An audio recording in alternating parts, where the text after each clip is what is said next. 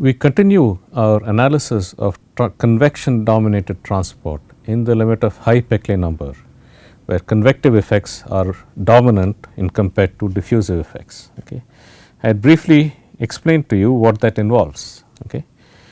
If you write the convection diffusion equation, for example, for the simplest case of a heat transfer from a heated surface, okay, where the velocity is only in the streamwise x direction, and you have a surface, it is at the same temperature as the fluid for x less than 0, the section for x greater than 0 is heated up to a higher temperature, okay, and you want to find out what is the flux of heat and get a correlation, a Nusselt number correlation for the temperature field. The convection diffusion equation has a familiar form, okay. Ux times partial T by partial x is equal to alpha times del square T, okay. Or alternatively, if I write it in vector notation, u dot grad T is equal to alpha del square T, okay. U dot grad T is the variation in the temperature along the velocity streamlines, okay. Grad T is the vector variation in temperature. When you dot it with the velocity direction, it gives you the variation in temperature along the fluid velocity streamlines, along the direction of the fluid flow. If you consider the high Peclet number limit, you might simplistically neglect the diffusion term, and you will just be left with u dot grad T is equal to 0. In that case, the solution is just that the temperature is a constant along streamlines, but with that you cannot satisfy the boundary condition that the temperature has to be a different temperature at the boundary. The reason for that is because the change in temperature of the fluid near the boundary is due to the heat flux from the surface into the fluid. That heat flux is necessarily diffusive because there is no convection perpendicular to the surface. And if we just neglect the diffusion terms, we neglect that transport of energy perpendicular to the surface. Because of that, there is no conduction and there is no change in temperature. However, even when the Peclet number is large, so that the heat is transported, it is convected downwards rapidly by the fluid flow, close to the surface there will always be a region within which the diffusion is important, and within that region there will be a change in temperature, okay, due to conduction from the surface. The thickness of that region will decrease as the Peclet number increases, or the ratio of convection to diffusion increases. However, if you scale it by the correct thickness, that scaled equation will be independent of Peclet number, even in the limit as Peclet number goes to infinity, indicating that within this thin region close to the surface there continues to be a balance between convection and diffusion, even as the Peclet number goes to infinity. And we had, in the last class, we had derived what is the dependence of the thickness of this region just by scaling the cross stream distance by a boundary layer thickness delta. Once I have scaled the cross stream distance by the boundary layer thickness delta, I can put it into the equation, and the diffusion term is proportional to 1 over delta square. In this particular case, for the flow past a flat surface, because the velocity increases linearly from the surface, the convection term is also proportional to delta. Okay. So, the convection is proportional to the boundary layer thickness itself, diffusion is proportional to 1 over the boundary layer thickness square, okay, because you have a second derivative in the Laplacian of temperature. If you balance those two, you will find that the boundary layer thickness goes as Peclet number to the minus 1/3, okay. Because on the left side in the convection term, if I scale it, I have a Peclet number times delta, because the velocity itself is delta close to the surface. Right side I have 1 over delta square, and balancing those two, you just find that the boundary layer thickness goes as Peclet number to the minus 1/3. Last class I had tried to also give you a derivation of a similarity solution. That similarity solution was based upon the justification, okay, that if I scale by the boundary layer thickness for the cross stream direction, then the cross stream diffusion becomes much larger than the streamwise diffusion. Therefore, I can neglect the streamwise diffusion in comparison to the cross stream diffusion, and the conservation equation just becomes a balance between streamwise convection and cross stream diffusion. Okay.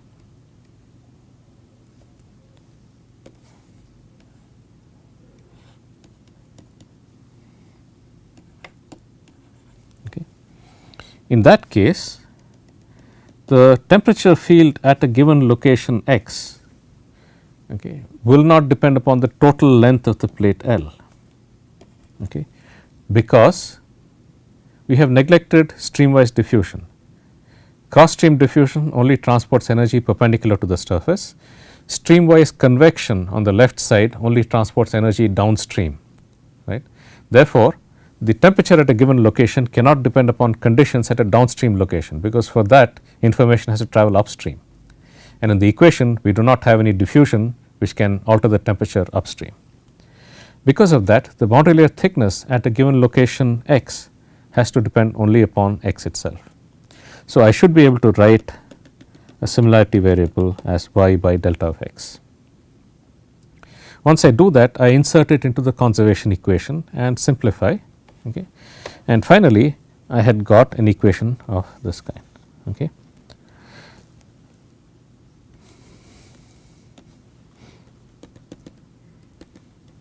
Okay, gamma dot delta square by alpha d delta by dx into minus eta square dt by d eta is equal to d square t by d eta square.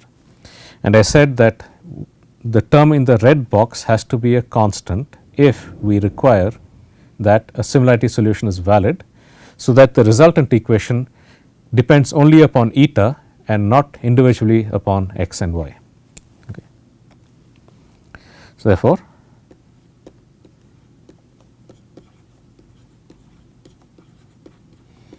has to be a constant. We can assume any value for that constant.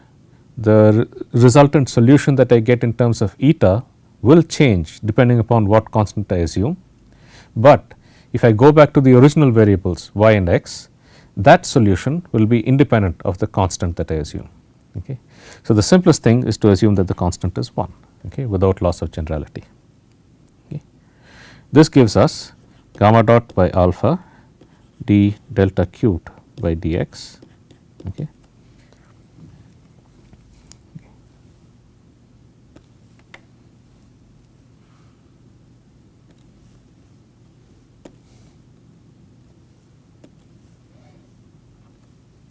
Okay, and I should have a factor of 1/3 here. Okay. Delta square d delta by dx can be written as 1 by 3 d delta cubed by dx is equal to 1. Okay. And therefore, delta cubed is equal to 3 alpha x by gamma dot, okay, plus some constant c. Okay. I just integrated this equation. Okay. Now, that constant of integration has to come out from the initial conditions.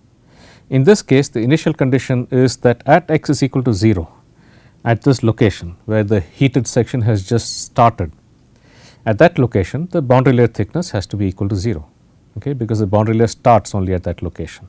Okay. And therefore, with that condition the solution for delta just becomes delta is equal to 3 alpha x by gamma dot whole power 1/3. Okay. Alternatively, if I take the value of delta by x, the ratio of the boundary layer thickness to the downstream position, I will get 3 alpha by gamma dot x square power 1/3. Okay. And this can basically be written as 3 times Peclet number based upon x inverse, okay, power 1/3. Okay. Where the Peclet number based upon x has to be gamma dot x square by alpha. You recall we had defined a Peclet number in terms of L as gamma dot L square by alpha. In this case, this is a local Peclet number gamma dot x square by alpha. Okay. So, it is no surprise that if the length scale has to be x instead of L, the boundary layer thickness has to scale as the Peclet number based upon x to the 1/3 power. Okay. So, that is not surprising. So, that is one part of the problem, the solution for the temperature field for the boundary layer thickness. Okay. The other part of the problem is to solve for the temperature field. Okay.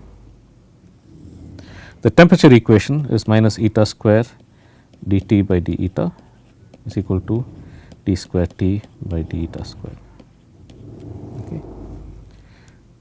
This can be solved quite easily, okay, because this is a second order differential equation. I will get dt by d eta is equal to c e power minus eta cubed by 3. Okay. I will call this as constant. This is a constant of integration. Okay.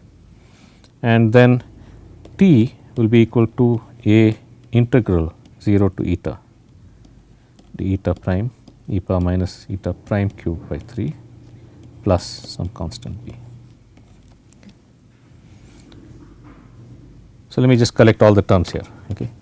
The original equation that I had to solve when expressed in terms of the similarity solution was of the form gamma dot delta square by alpha d delta by dx into minus eta square d t star by d eta is equal to d square t star by d eta square. Okay. With the boundary condition that t star is equal to 1 at y is equal to 0. Okay. Recall that eta is equal to y by delta of x. Okay. T star is equal to 1 at y is equal to 0, which is equivalent to eta is equal to 0. Okay. At the surface itself, T star was 1. Okay. T star was equal to 0 as y goes to infinity, which implies that eta goes to infinity. Okay. And T star is equal to 0 at x is equal to 0 for all y. Okay. At x is equal to 0, delta is equal to 0. We just solved that. At x is equal to 0, the boundary layer thickness is 0.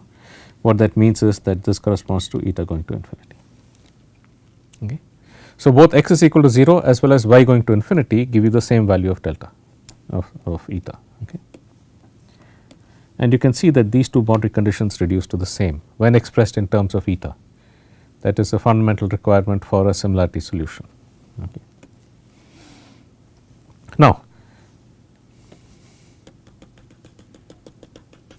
the first part of the solution was gamma dot delta square by alpha d delta by dx is equal to a constant, so that the convection and diffusion continue to be of equal magnitude even in the limit of the Reynolds number going the Peclet number going to infinity.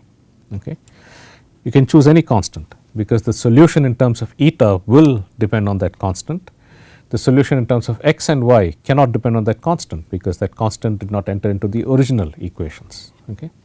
So, because of that, without loss of generality, I can assume this constant to be any value. Okay. And we had got the value of delta here, okay, was equal to alpha by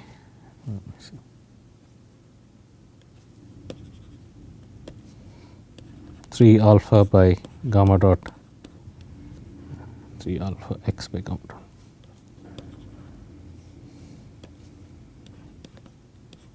whole power 1/3.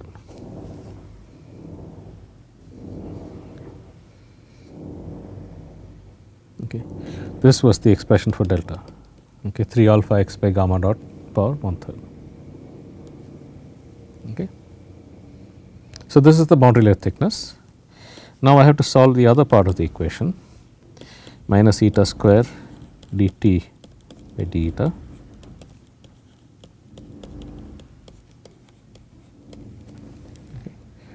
Now, to solve this equation, I just substitute w is equal to dt by d eta, okay, and I will get minus eta square w is equal to dw by d eta.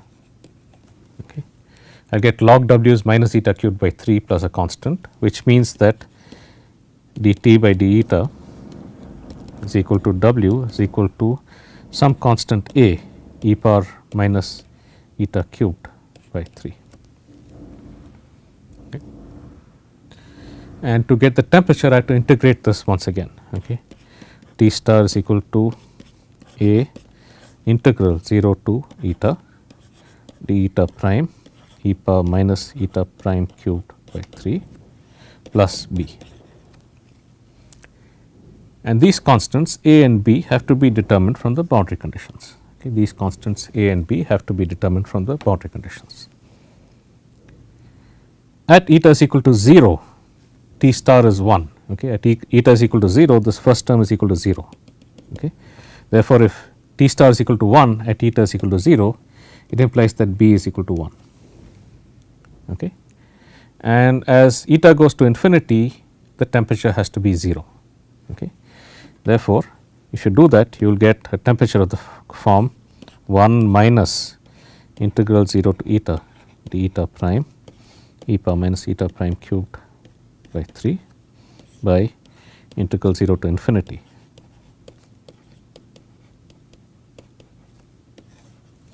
Okay. So, that will be the temperature which satisfies both boundary conditions. At infinity it is 0, at 0 it is 1. Okay. And this can be evaluated in terms of error functions, I am sorry, in terms of gamma functions. Okay. This integral 0 to infinity d eta prime e power minus eta prime cubed by 3 can be evaluated in terms of gamma functions. It turns out that it is of the form 1 minus 3 to the 2/3 by gamma of 1 by 3 integral 0 to eta.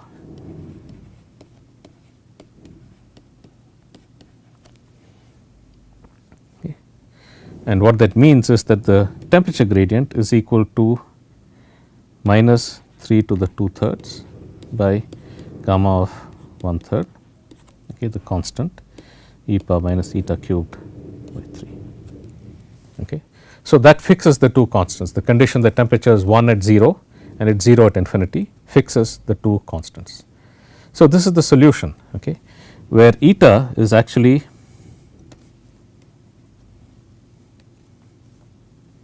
eta is actually 3 alpha x by gamma dot whole power 1/3. That comes in the limit of the integration, okay, that comes into the limit of the integration. Okay. So, that is the temperature, the solution for the temperature field. Okay. And from that we can get the flux and therefore the heat transfer rate. Okay. So, back to our solution, T star is equal to 1 minus integral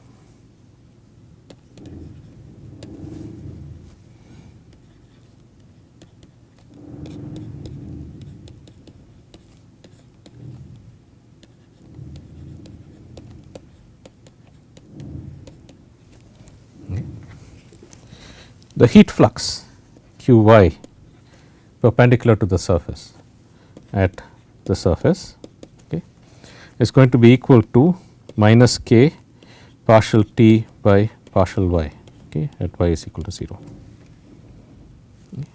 It is equal to minus k into T naught minus T infinity, okay, because temperature, if you recall, T star was defined as T minus T infinity by T naught minus T infinity. Okay. So, that was our definition of the scale temperature.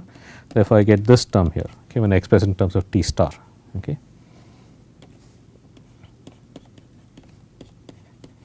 And here I will get a delta of x, okay, and this whole thing has to be at eta is equal to 0. Okay. Recall that eta is equal to y by delta of x. Okay. So, when I transfer from y to eta, I get a factor of delta. Okay. So, that is the heat flux. Okay. What is dt star by d eta at eta equals 0? Okay. We had just evaluated that. Okay. This is the dt star by d eta. Okay. At eta is equal to 0, this term just becomes equal to 1. Okay. So, therefore, I just get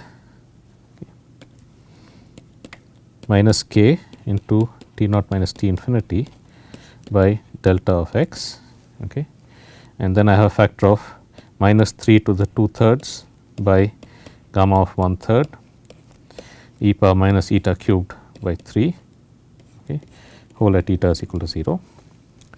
This term here is just equal to 1 Therefore, my equation becomes k into T naught minus T infinity by delta of x times a constant 3 to the 2/3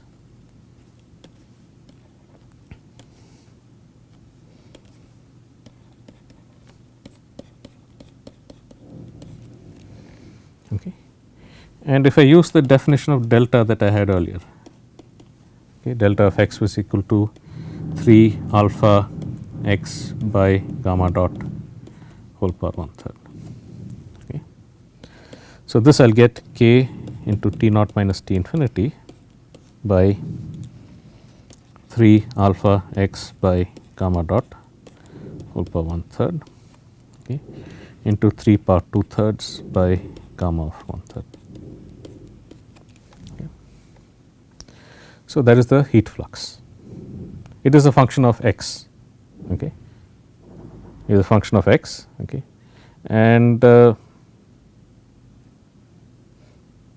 now, if I want to calculate the average heat flux, I have to integrate this heat flux all the way from x is equal to 0 to infinity. Note that the boundary layer thickness is increasing proportional to x to the 1/3 here. Okay.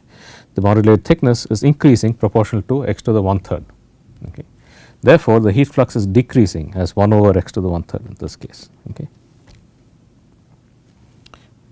Now, the average heat flux 1 by L integral 0 to L dx q y. Okay.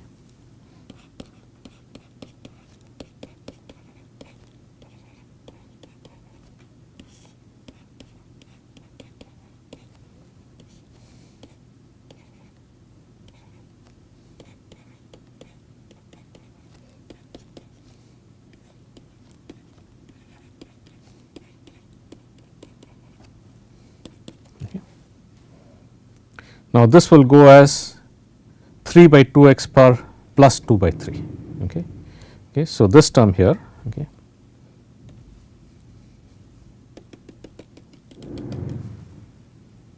okay, will give me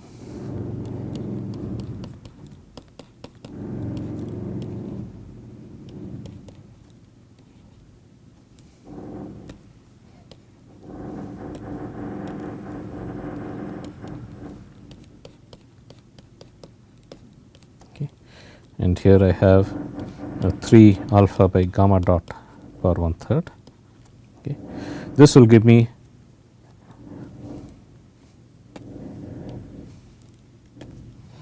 one by L into 3 by 2 L power plus 2 by 3. Okay. Okay. So, continuing it over here, q y bar, okay, is equal to k into T naught minus T infinity. Okay. I have a 3 times 3 to the 2/3, that is 3 to the 5/3 minus 3 to the 1/3. So, I will get 3 to the 4/3. Okay. And this has to be divided by 2 times gamma of 1/3. Okay. And here I will get gamma dot by alpha L whole to the 1/3. Okay, because I get L to the minus 1/3 if I take these two terms here. Okay. That is q y. Okay. What is the Peclet number? Okay. The Peclet number is typically defined as 2 q y by k into T naught minus T infinity by L. Okay. This is for the flow past a flat surface. Okay.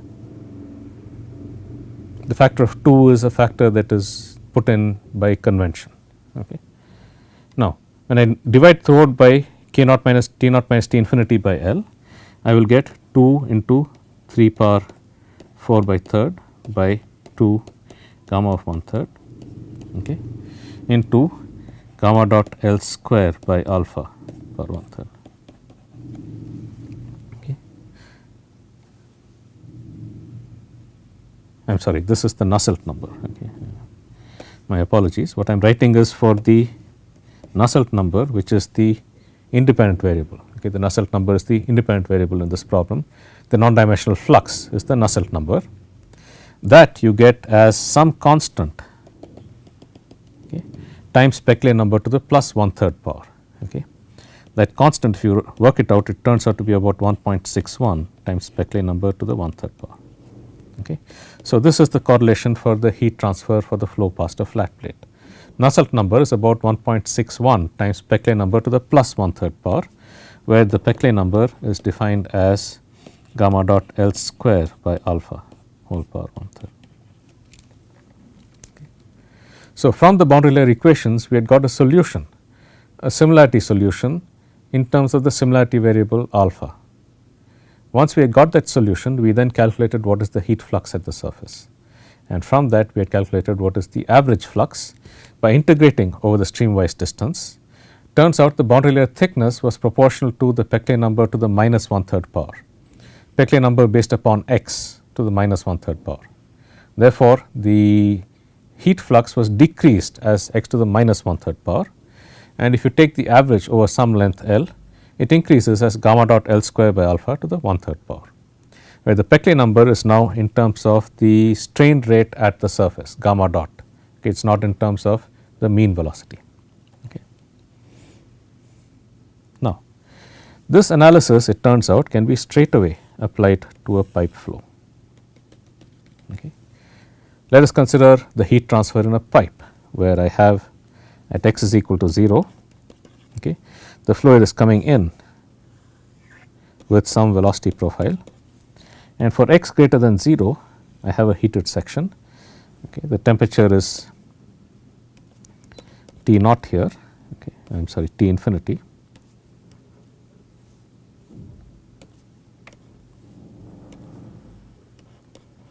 And at this section the temperature is T naught. Okay. Therefore, in this heated section the boundary layer thickness will increase.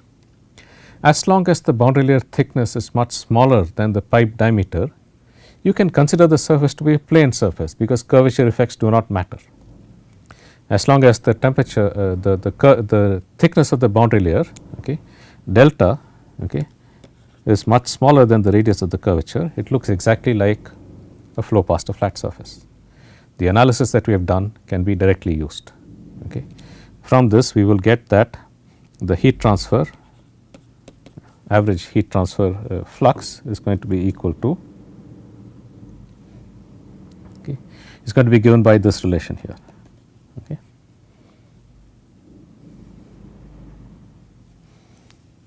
K into T naught minus T infinity, okay, into 3 power 4/3 by 2 in the denominator, okay, 2 gamma power 1/3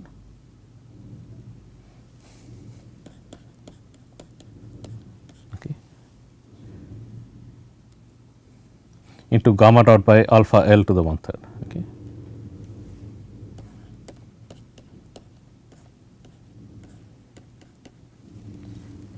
Okay, for a length L, okay, for a length of pipe L, this is going to be the heat transfer, the heat flux. Okay. Now, for a pipe flow, we know that the velocity we had calculated is 2u, okay, into 1 minus r by r the whole square, okay, where r, capital R is the radius of the pipe and u is the average velocity. We had calculated this for a parabolic profile, okay, which means that partial ux by partial r is equal to minus 8 u r, I am sorry,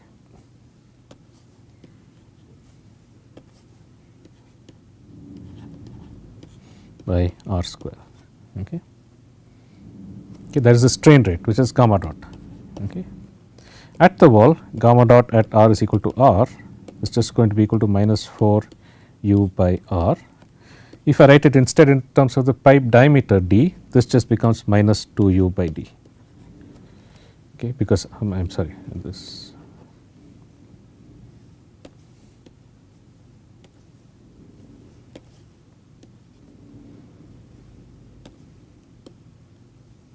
It is 2 u by r. If I write in terms of the pipe diameter, this becomes 4 u by d.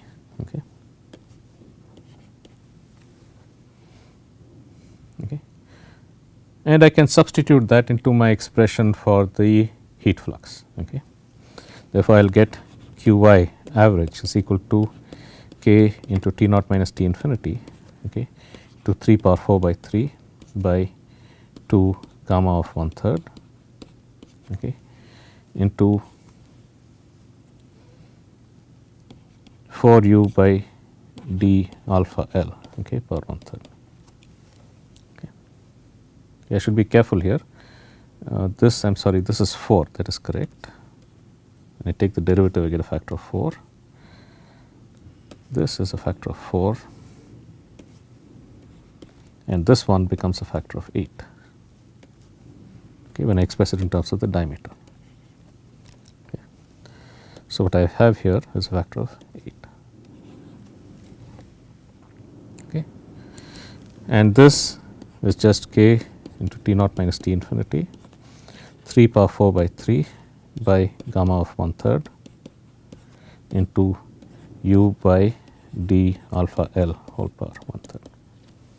Okay. Now, the Nusselt number for a pipe flow is defined as Q y by k into T naught minus T infinity by d. Okay. It is scaled by the diameter, not by the length. For a pipe flow, this is scaled by the diameter. Okay. So, if I do that, I will get 3 power 4 by 3 by gamma of 1/3, okay, into u d by L power 1 u d by alpha.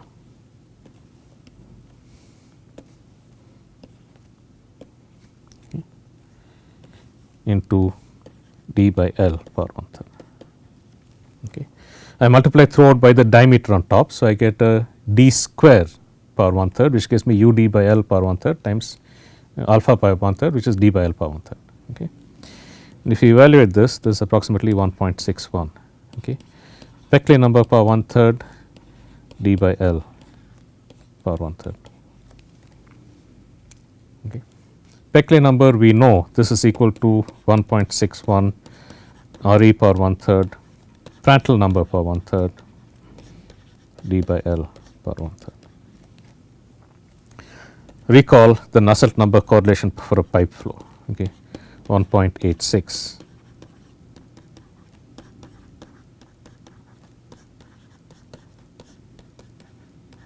Okay. We have got a relation that is almost exactly the same, except that there is about a 15% difference in the constant of integration. Okay. And that 15% difference is because we have neglected the curvature of the pipe. Okay.